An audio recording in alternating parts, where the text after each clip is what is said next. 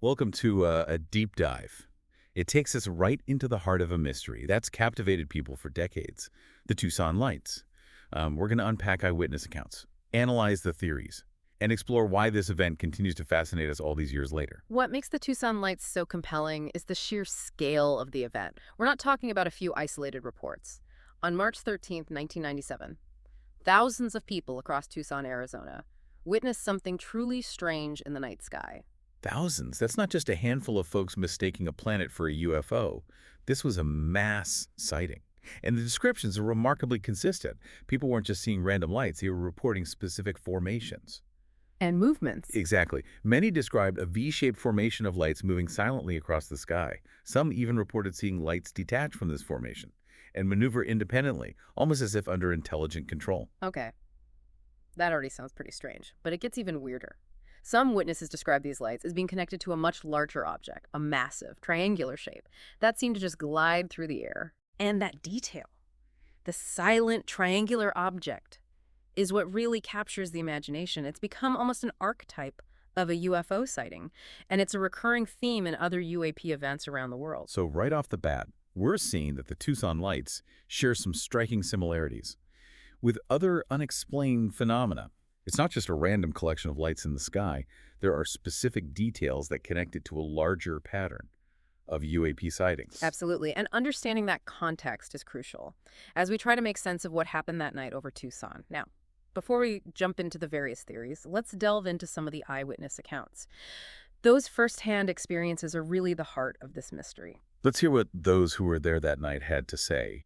What were the details that really stood out to them? What made this event so unforgettable? One of the most striking aspects is the sheer diversity of the witnesses. We have everyday citizens, families, students, even law enforcement officials, all reporting essentially the same thing. It wasn't just one group of people, it was a cross-section of the community. And it's not like they all knew each other or had any reason to concoct a story. They came from different backgrounds, different parts of town, yet their accounts align in a way that's hard to ignore. Precisely. And the descriptions go beyond just bright lights. Mhm. People were talking about the size of the object, the way it moved, the silence that was almost as eerie as the lights themselves. You mentioned silence. A lot of witnesses emphasized that there was no engine noise, no roar, no whooshing sound, just this massive, silent object gliding overhead. That detail sends chills down my spine, to be honest. It's one of the details. That makes the Tucson Lights so distinct and difficult to explain away as just a misidentified aircraft or weather phenomenon. If it were just a plane or a helicopter, you'd expect some kind of noise, right?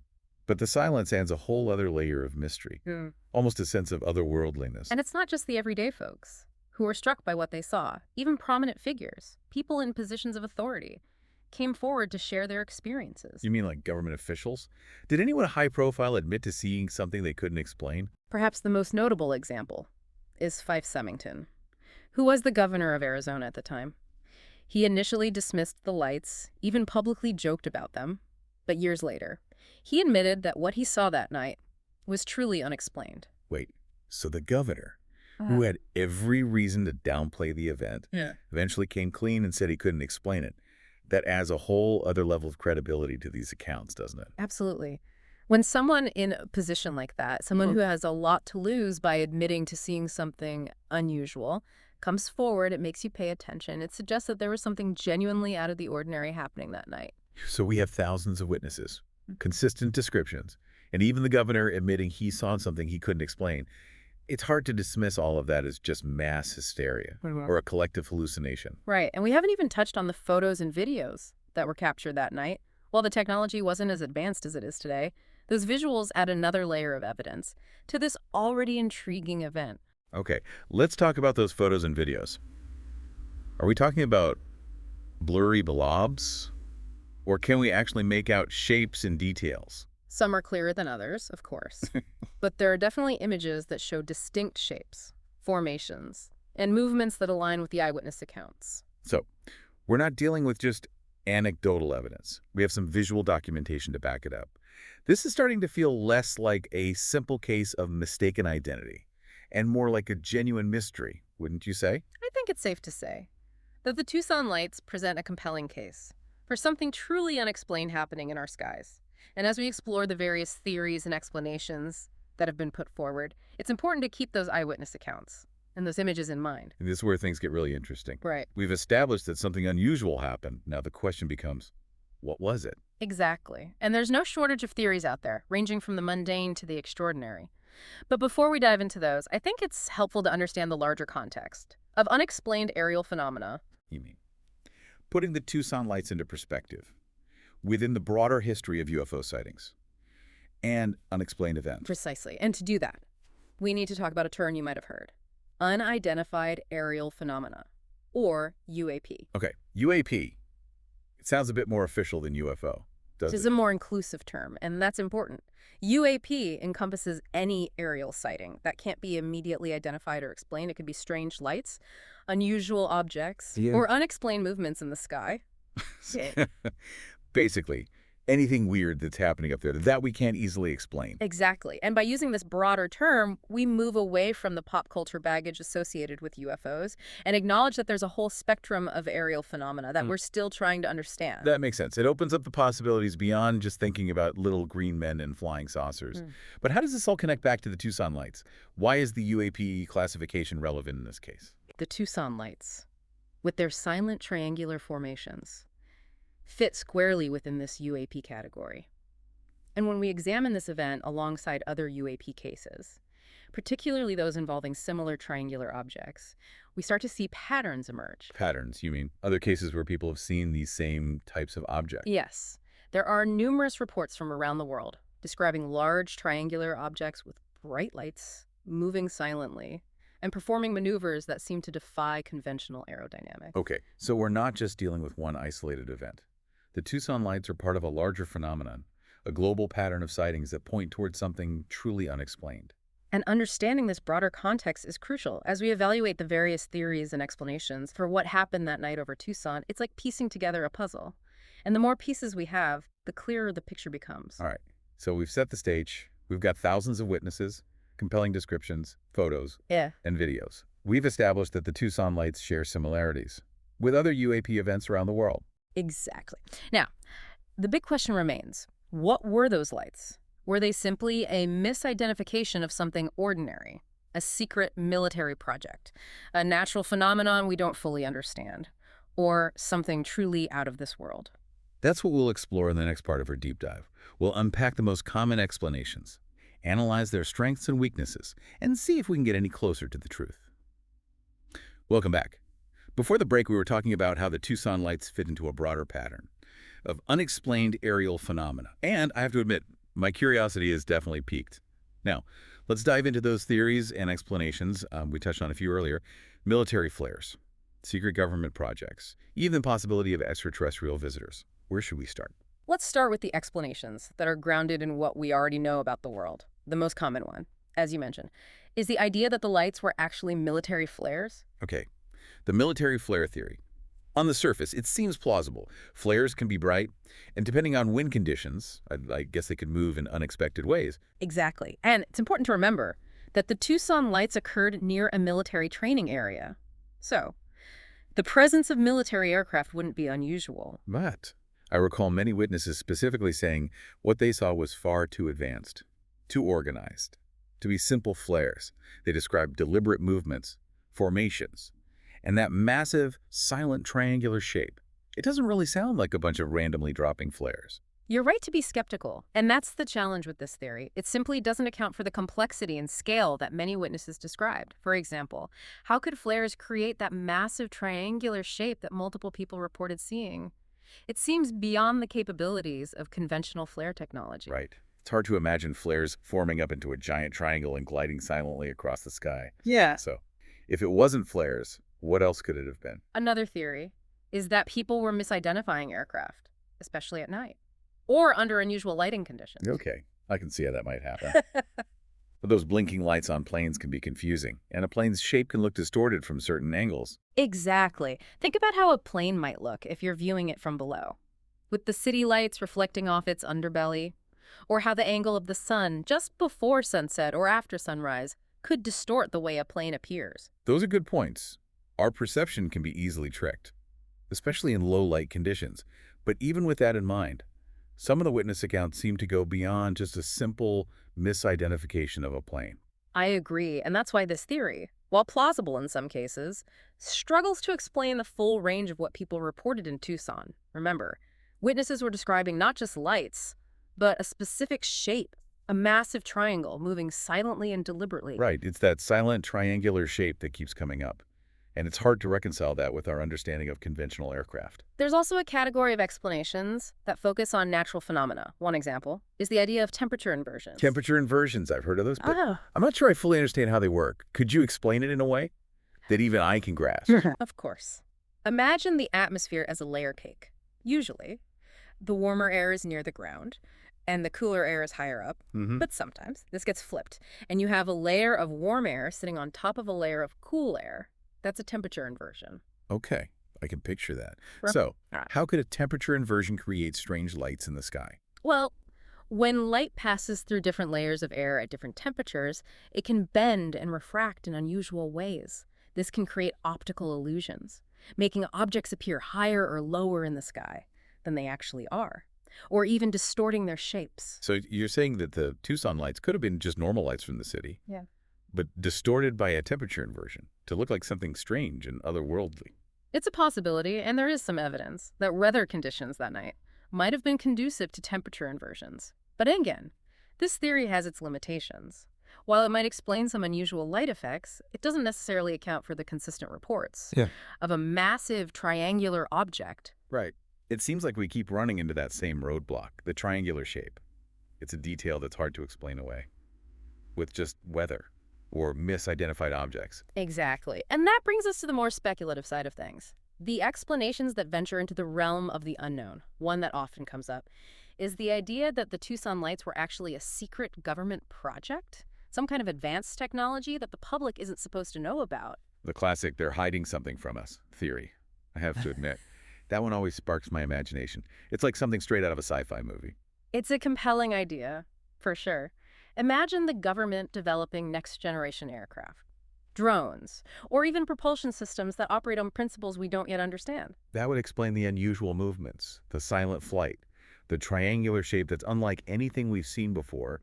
It's like they're testing out technology that's decades ahead of its time. And think about the implications. If this were true, the government might be hesitant to acknowledge these events because they don't want to reveal their technological advantage. It makes sense from a strategic standpoint. But it also leaves us with a lot of unanswered questions. If they were testing something out there in the desert that night, what was it? And why were so many people allowed to see it? Those are the million-dollar questions. And without any concrete evidence or confirmation from the government, we're left to speculate. But it's certainly a theory that has captivated many people, and it's one that we can't completely rule out. So we've got military flares, misidentified aircraft, temperature inversions, and secret government projects. Are we missing any other possible explanations? Well, there's one more that we can't ignore, the one that always seems to capture the public imagination.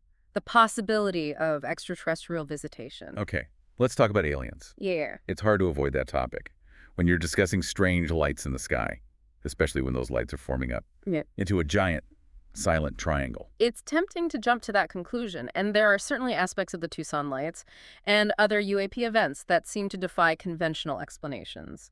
Like those reports of objects making sudden right-angle turns, or accelerating at impossible speeds, the kind of maneuvers that would seem to break the laws of physics as we understand them. Exactly. If those accounts are accurate, it would suggest technology far beyond anything we currently possess. And that opens the door to the possibility of something non-human, something extraterrestrial, being behind these events. It's mind-blowing to consider. But is there any way to seriously evaluate the alien hypothesis? Or are we just stuck in the realm of speculation? Well, it's important to approach this with a healthy dose of skepticism. I think it's also crucial to keep an open mind.